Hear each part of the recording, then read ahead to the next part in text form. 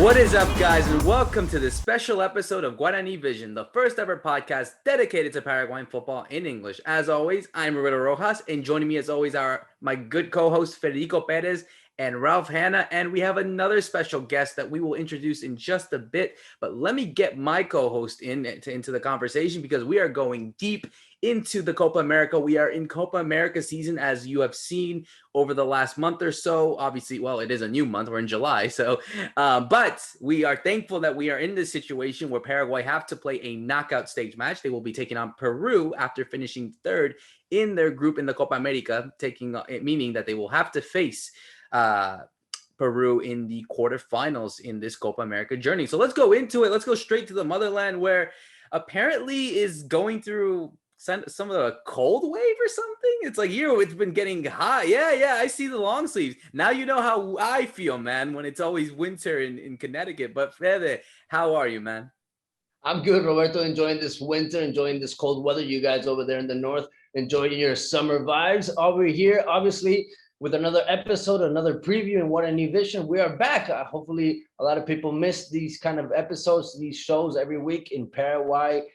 Not only here, but also in the States, in the UK, wherever you're following us, wherever you're hearing our podcast. Right now, we're so close to that next game, right? We're going up against Peru now, third in our group. We'll obviously talk about what we felt so far about our team in Copa America, and obviously talk about what we liked, what we didn't like, and what we need to get better to try to knock out Peru in this quarterfinals that's coming up just in a couple of hours. Hopefully, when you're listening to this podcast, in the preview, the team is almost there. I was just checking my information, checking up with some guys also, and they were telling me that the team, the 11 players that Perez is going to put in the pitch are almost confirmed. So we'll probably talk about that also, thinking and imagining what's going to come up next, what's going to come up against Peru, a team that I wanted it to be Peru. If you guys asked me, I wanted it to be Peru, because Peru, they've been just a pain in the butt lately for us. They've been a rock in the shoe lately for us. They beat us pretty badly lately, and they beat us in a couple of important games also. So we got a nice rivalry heading up to our next opponent, that's going to be Peru. Hi to Renato also, who's waiting there for us. And we'll introduce Renato in a bit, but let's go to Ralph first on this one. And yeah, it kind of feels weird now, actually, talking about a Copa America knockout stage game that does not involve Brazil for the first time in quite some time, but we do take on Peru for the first time in a knockout stage match in this type of format in a Copa America. But yeah, I kind of have to agree with Fede. I think it's, looking at the opponents that we had, looking at the group that we had, and we'll obviously talk about how Paraguay went through this entire group. But, I think many people wanted to play Peru, and people maybe feel confident, maybe feel cautious, but certainly, this type of matches are the ones that are going to be the most interesting ones. Yeah, that's right. Hi, guys. Hi, everybody. Good to be back, like Fede says, doing this preview show. And yeah, I think we all said in the preview of the Copa America tournament that Paraguay would get to this stage. I don't think we doubted that. And finishing third in the group is not bad either, considering there's always a lot of competition here.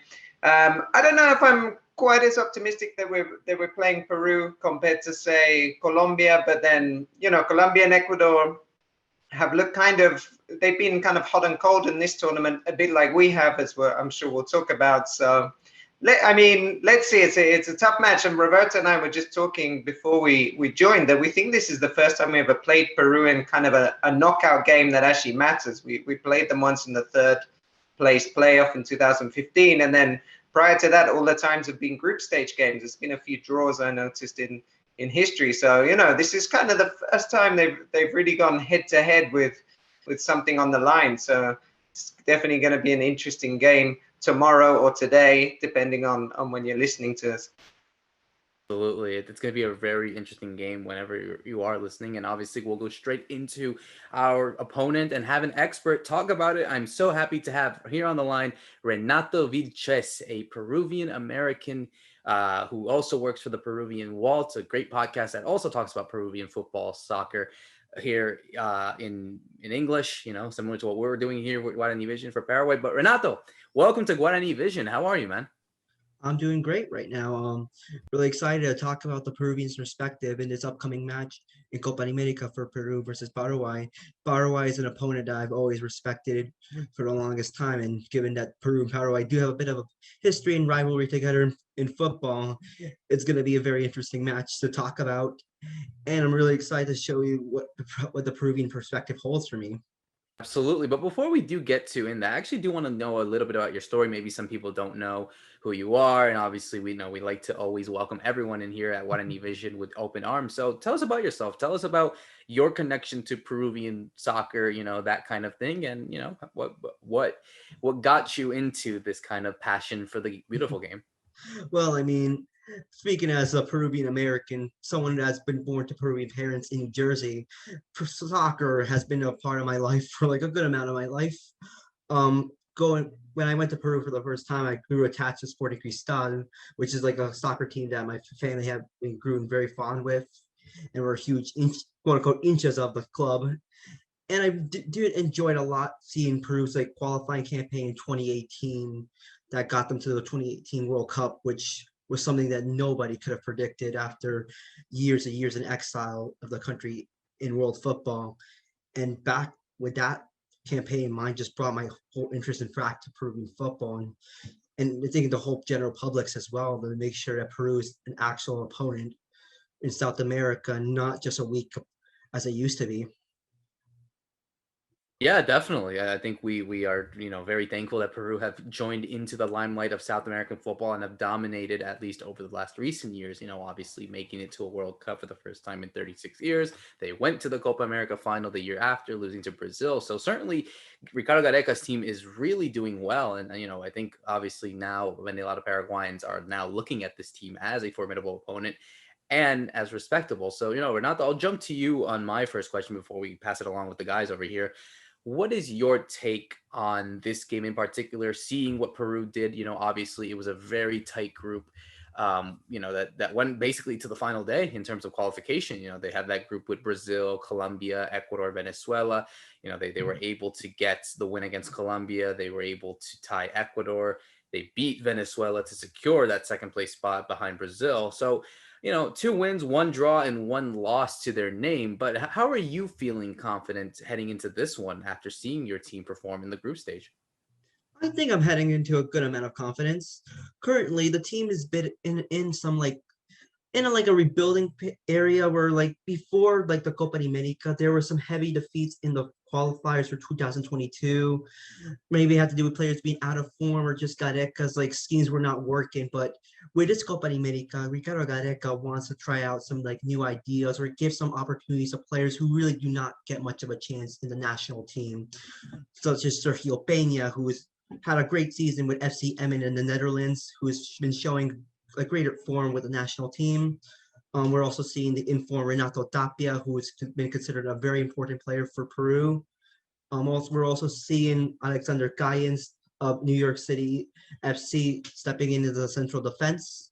We also got to see an opportunity given to Marcos Lopez of San Jose Earthquakes on left back over Miguel Trauco, who needs to know that his spot in the national team is not always going to be a given, considering after he got sent off in Colombia in the qualifiers. And it just shows you that we need to give these players like more room and like to expand the universe of players. But also, I do think that with Gareca as a recent, he's been testing out a new formation of a 4-1-4-1, especially to get the best out of Renato Tapia, who is possibly like the best defensive midfielder. And if you see him at Celta Vigo, he's been considered possibly one of La Liga's best midfielders that's not named Casimiro, which says a lot.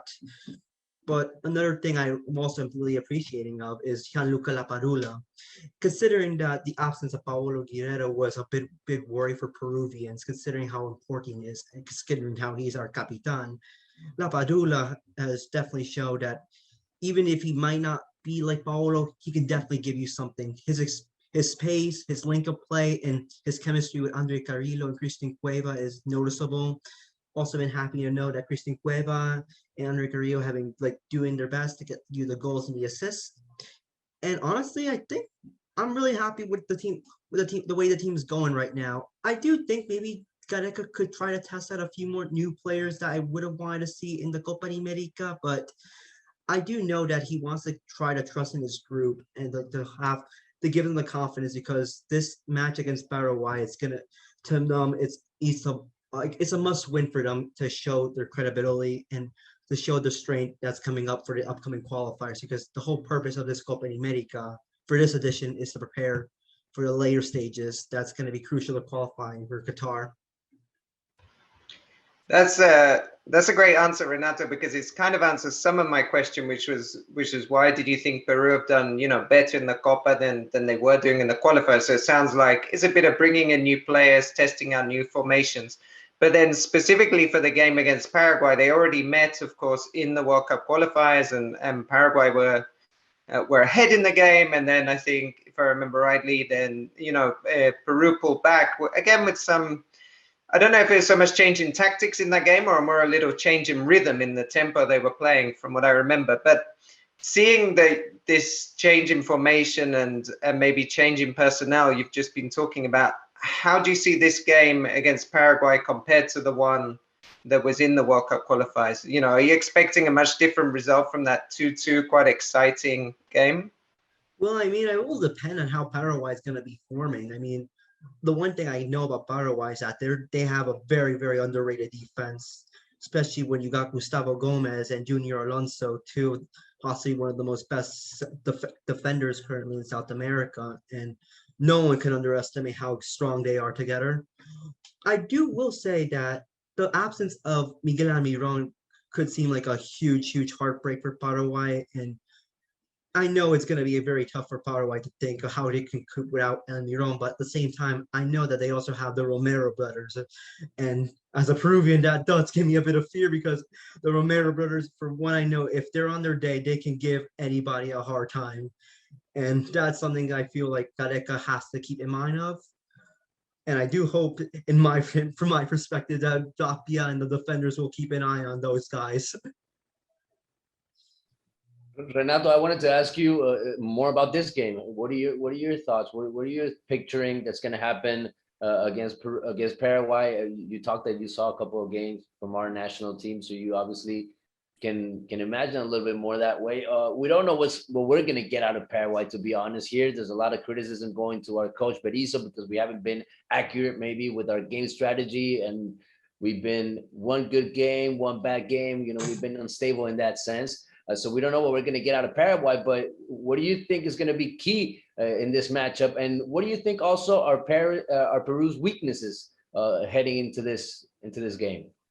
Well, first regarding Paraguay, I mean, it's interesting because how people are criticizing Besisto about like the team not doing well. It's kind of similar to how the Peruvians are criticizing Gareca because at times we can get some like bad results, some good results, some meh results, but if you can grind out the results, positive things will come in. And I feel like for both opponents, there's no favorites. It's going to be an equal match, and it's a wait and see situation. But if I have to say about Peru's weaknesses, I honestly think maybe is the right back position of Aldo Corso, because if I can say one thing, that Aldo Corso has not been the most like fastest right back, and if somebody like let's just say one of the Romero brothers can like try to outpace him on the right side, then I can imagine Paraguay will want to capitalize on that. But that would also have to make sure that either one of Renato Tapia or Yoshimaru two would have to step into assist Aldo Corso on the right side. But at the same time, Peru would also have to keep in mind that no Miguel Almiron could be possibly a huge big deal for them and to capitalize. So I don't think there's no favorites in this. This is possibly equal. I think both teams have their strengths and weaknesses, and I think it's going to be a battle of managers and strategy. Absolutely. It's going to be a really tight game. And, obviously, you look at the players that Peru have, they certainly are playing with memory. They've always been using a consistent starting lineup, whereas for us, we've been using, totally different players throughout different games. And, Fede, I wanted to go to you on this one because, as you know, as you spoke at the beginning of the show, a lineup is, somewhat confirmed, or at least, from what I'm trying to get. I want to see if you have anything different, because I think we might see some surprises in this one. Yes, we might get some surprises. There's been a couple of names going around, especially due to that situation that we have Miguel Almiron totally out. Miggy, one of our stars, a key player in that midfield. I don't think we have a replacement for him with the same style of playing. You can look at other players like Oscar Romero, Cacu Romero, also who usually comes in this team, but it's not the same thing. We're talking about Silva in goalkeeper position. We're talking about Beto Espinola on the right back. We're talking about Gomez, Junior Alonso in center backs, and we're talking about David Martinez getting his chance on that left side again. He's won that spot fairly. He had such a good tournament. And then we have to talk about in that midfield about Cacu Romero Gamarra, who will probably get his chance. It's either going to be him or Brian Samudio. I think they're going up against each other for that spot on that right side. Lucena is back. He hasn't been able to train with the group. He hasn't been 100% these last couple of days, but apparently he has been able to complete a training session the day that we're talking. So Lucena looks like he might start this game with Villasanti in midfield, and Arzamendia on the left side also in midfield, maybe taking that spot that Almiron usually or that task that Almiron usually has in the team to cover the line and head up on that side with the team. And then our forwards are going to be Angel Romero and Carlos Gonzalez. Apparently, that's going to be the 11. That's going to be the players. Those are going to be the players that apparently Berizzo is going to put in against Peru. I don't know if you guys are liking the team. I would love to hear Rob's opinion about it. Yeah, definitely, Rob. And more than anything as well, who's the player that does have to step up if it's not Miggy with him absent? Well, I think first I like the way he's setting up. It sounds like it's like that kind of 4-4-1-1 he played in the game against Chile. Again, using Arzamendia as a left winger or a left midfielder rather than left back, which actually can sometimes help Paraguay in the sense that him defensively needs a bit of support. So here he's going to have that support behind him, and Martinez, who, like Fede says, has played well. And that's the area that Renato has just been talking about, where Paraguay can get some joy, right, against somebody like Corso at right back if he plays for Peru. I agree. There's no real cover for Almiron. I don't think there's a player with that same kind of characteristics. What I do think is really important is that Lucena is back, because what they missed with Lucena is somebody who can do that pressing in midfield. And if we're going to stop Renato Tapia from playing from the back and kind of linking up for Peru, then it's going to be a big job for Lucena to do some of that pressing, because Villasanti is not going to do that, which a lot of people don't like Villasanti sometimes, or you hear the criticisms because they don't see him running so much. He's not like that kind of guy who's pressuring high up the pitch. Villasanti is a positional player who finds the right positions on the field, but he's always going to be a bit deeper. And so I don't think we'll see too much of Tapia and Villasanti going together. It's more going to be Lucena. So I think, in theory, I like it. And definitely Gonzalez up front. I mean, Gonzalez and Avalos have kind of been shared in this tournament. They both got their chances. And for me, I've been more impressed with Gonzalez. He does more. If you're looking for a number 9, he's going to cause more problems and kind of make those dents in the defense to give space to somebody like Romero. So all in all, I'm quite pleased with that suggested formation. Yeah, me too. And I think, there's a lot of players that definitely are up for this challenge and certainly are able to demonstrate what they're capable of doing and have done that. Gonzalez up front, Romero. I think those are the players that you definitely want in your attack. And the defense, I think it's as solid as you can get. I think that's certainly, and Fede, I want to go to you on this one, because I think the perspective now changes, of course. We're in a knockout stage game. What happens in 90 minutes if it ties, it goes straight to penalties. So now you have to really, in a way, that Iso can indeed intertwine his side, and I'm not saying that they're going to play for the draw and for penalties, but certainly if he has to, I think it gives him a bit more freedom and not as much pressure in a way, if we want to say that, just because it's different than what it is in the group stage. So this is a different mentality that Paraguay have to go through heading into this one. Yeah, I totally agree with you in that sense that you have to go with another mentality into these games because you have to look at these 90 minutes and what could happen afterwards. So you got to be thinking about the time, you got to be thinking about the score, you got to try to handle the game in that way also. But Paraguay has to do their job. We got to be stable in the game, and hopefully Berizzo makes the right calls just from the get-go, just from picking out the players for the starting team. I think this is something that we haven't seen on the last game. I thought we were going to see a totally different thing on that Uruguay match. I thought players that hadn't played lately were going to get a chance, and it wasn't that way. He actually played most of the players, and we saw what happened with Almiron. He was really tired. There's other players that have been playing a lot also, like Villasante. He's been in almost all games, and also Uncle Romero. So I'm hoping that these guys are not tired. I'm hoping that these guys are not hurt and that they'll be 100% and that we can get the best out of them. And then we have Lucena there, in midfield that we're saying he's not 100%. I hope he can complete the game. If not, we're going to have to maybe sub him in the second half. That's something that usually does happen in Paraguay. We usually don't end the match with the same midfield that we start because of the way that we play, also because of that high pressure, because of the intensity that our coach wants from our team. And I think we're going to get that intense game against Peru just because of the way they handle the ball, because Cuevas is somebody you're going to have to stop. So our defense is going to have a hard job. In that sense, you got Carrillo up there also. These are players that have already shown up against Paraguay that we have to respect in the preview also. So I'm looking forward to that, to our defense being as strong as they've shown that they can be up until now, with Martinez being added there, and hopefully we can get the best out of our midfield with that. With those players that really know each other, like Vidasanti and Lucena.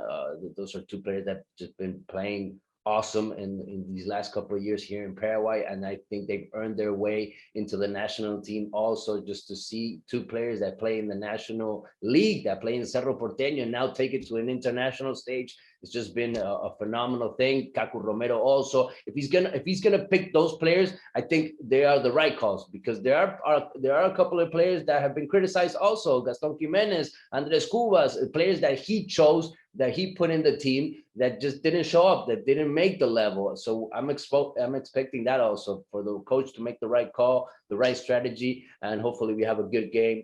And if we have to leave the Copa America in penalties or lose against Brazil, against Peru, at least we do it with our chin up, with our heads up, and giving it our best. Absolutely. And that's certainly going to be the main factor heading into this one. I think, like I said beforehand, it's a case of how they play well. And, they've been inconsistent. They've shown something, but I think a game like this is a way to at least prove that, okay, these guys need something to compete for these significant World Cup qualifiers, because that's the main objective. But having said that, a win against these guys, and I'm not making my predictions yet, but I'm just saying a win against Peru, they take on Brazil, and Brazil, as you know, we've seen what they were able to do in this in Copa America, but we know the history that you guys have against them in these type of games. It can be difficult, but it has to be a perfect game first against Peru. So let's go into our final segment, guys. My favorite, of course, predictions. And we're going to start off with our Peruvian expert, Renato, and give your take on what do you feel will be the result of this one, and how, if it's possible, how does Peru get the win against Paraguay?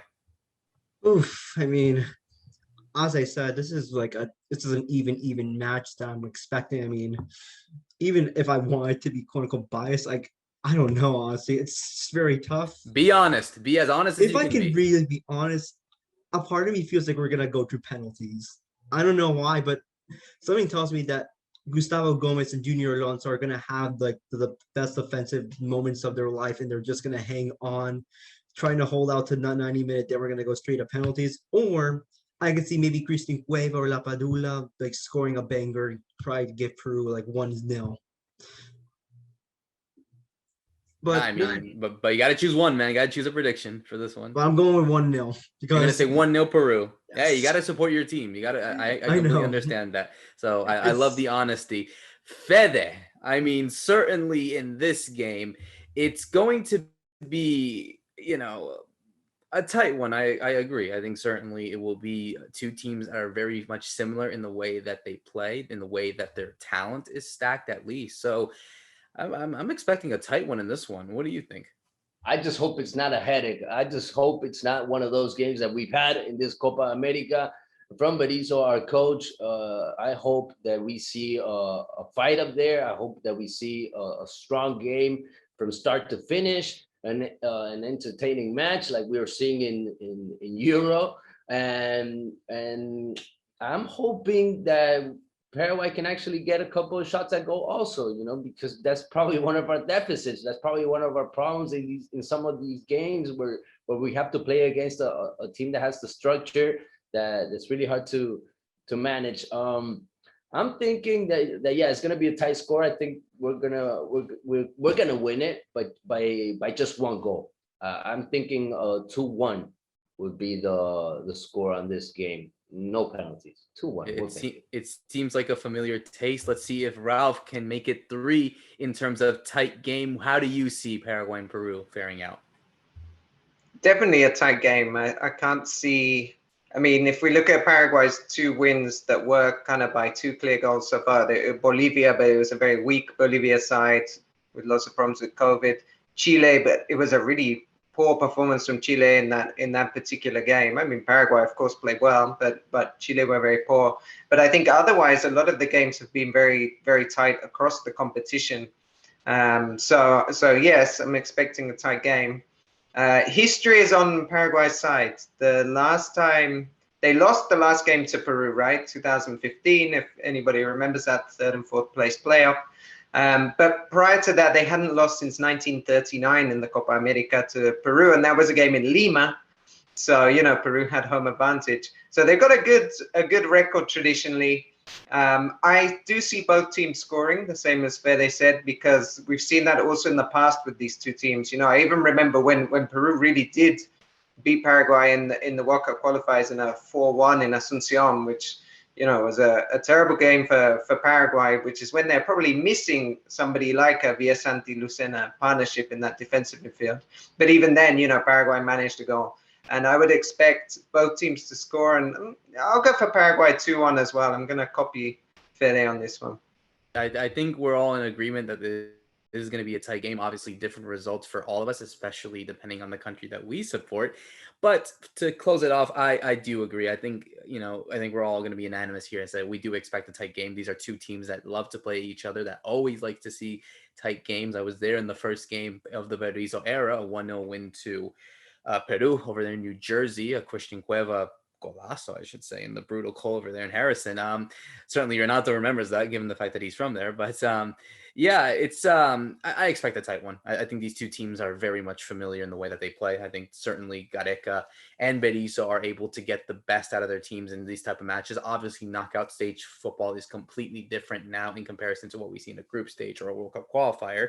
History is on Paraguay's side, of course. They haven't, they got knocked out of the quarterfinals back in 2019, but before that, headed off to the semifinals in 2011 and in 2015, beating Brazil on penalties. So, yeah, I mean, I really expect a good one. I will not say that both teams will not score in this one.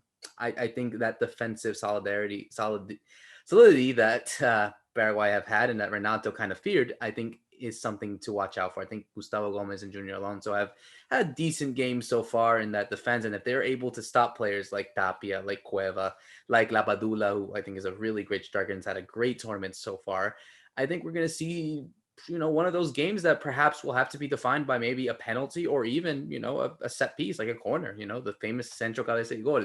So I will see that. I'm going to go for a 1-0 win for Paraguay in this one, where they would go into the semifinals against the winner of Brazil or Chile. So, tight affair for all of us. Everyone obviously has different results. Renato, of course, supporting his beloved Peru. We're going for Paraguay in this one. And yeah, I can't wait. It should be a fascinating game. It's the first one for anyone that isn't aware of the Copa America schedule. The game is at 5 p.m. Eastern Standard Time. So obviously check your local listings for that game. And yeah, I mean, this is the best way, I think, to close it off. So Renato, thank you again for coming on the show. Before we let you go, where can everyone find your work? You guys can follow me on Twitter at Renato_Sun. For we all wrap this up, I want to say thank you guys for inviting me to speak on the Guarani Vision. I'm so happy to get you guys a Peruvian's perspective, and I hope for both teams to have a great game tomorrow. As of this recording, I think this is going to be exciting, and I hope that for the team whoever wins that to wish them the best of luck. Absolutely, it's going to be a really tight game, and I think obviously we all expect a really good one. That's our own promise here. So Absolutely. yeah, so for myself, Roberto Rojas, for Renato Vilchez, for Fede Perez, and for Ralph Hanna, thank you so much for listening to this preview episode of Peru against Paraguay for Guarani Vision. See you soon.